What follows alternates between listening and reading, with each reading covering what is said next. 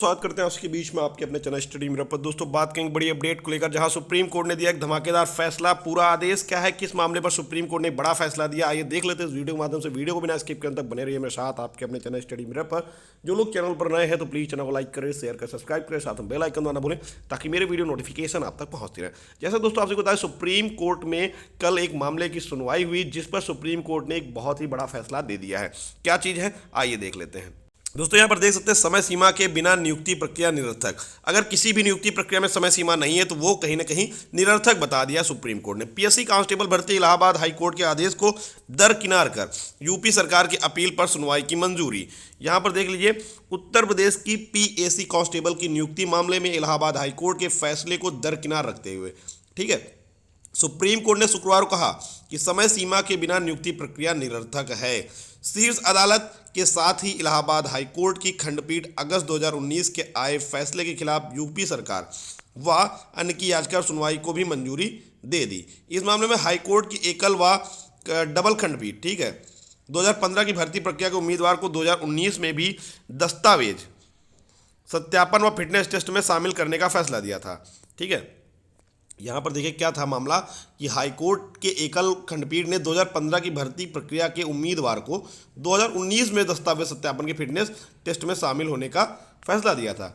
Justice D Y Chandrachud और justice as Bopanna की पीठ ने कहा कि किसी भी घटना में भले ही पहले कई बार कृपा दिखाई गई हो, लेकिन किसी न किसी स्तर पर एक रेखा खींची जानी चाहिए, अन्यथा सक्षम अधिकारियों द्वारा की गई भर्ती प्रक्रिया बिना किसी समय सीमा के अर्थहीन हो जाएगी। इलाहाबाद हाईकोर्ट की खंडपीठ के एकल पीठ के उस फैसले को बरकरार रखा था जिसमें 2015 की भर्ती प्रक्रिया में उम्मीदवार को समय निकलने के बाद भी दस्तावेज सत्यापन व शारीरिक फिटनेस के लिए उपस्थित होने की अनुमति देने का निर्देश दिया गया था। पीठ ने कहा कि भर्ती प्रक्रिया 2015 में शुरू हुई थी और दस्तावेजों का सत्यापन व फिजिकल टेस्ट 2018 में किया जा रहा है। इसके बाद हाईकोर्ट के आदेश के बाद कुछ उम्मीदवारों ने जनवरी में के शुरुआत में सत्यापन कराए। पीठ ने कहा चूंकि पर्याप्त समय गुजर चुका है, अब इस मामले पर विशेष सुविधा के तौर पर याचिकाकर्ता को राहत देना उचित नहीं है।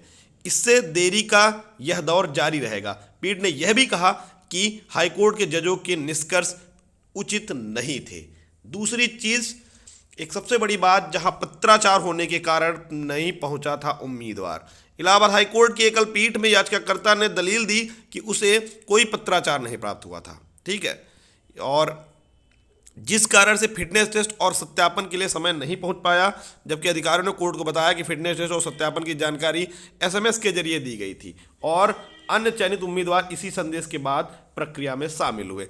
दोस्तों यहाँ पर मामला ये है कि 2015 की भर्ती थी और 2018 में इसका जो वेरिफिकेशन चल रहा था 2018 में चल रहा था, लेकिन कुछ अभ्यर्थी 2018 में नहीं उपस्थित हो पाए। उसके बाद 2019 के जनवरी में भी इसका सत्यापन चल रहा था, लेकिन कुछ अभ्यर्थी उसमें भी उपस्थित नहीं हो पाए और उसके बाद 2019 में उन्होंने याचिका डाली और वहीं पर हाईकोर्ट से उनकी जीत हुई। हाईकोर्ट ने कहा इनको फिजिकल टेस्ट में उपस्थित होने का मौका दिया जाए। सरकार ने उस ऑर्डर को चैलेंज किया।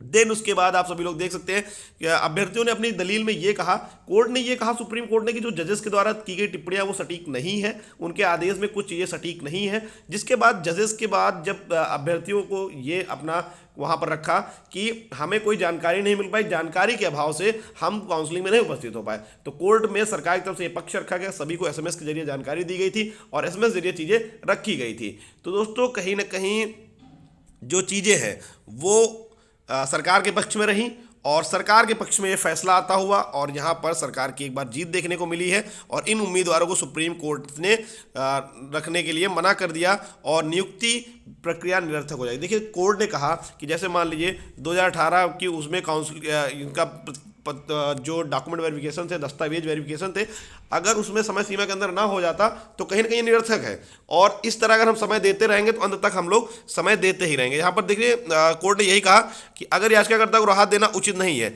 इससे देरी का जो दौर है वो जारी रहेगा, यानी कोर्ट के अंदर एप्लीकेशन पड़ती रहेंगी, याचिकाएं पड़ती रहेंगी और कब तक ये दौर कभी खत्म नहीं होगा।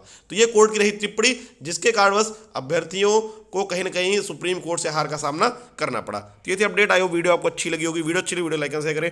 Thank you for watching. Bye bye, take care.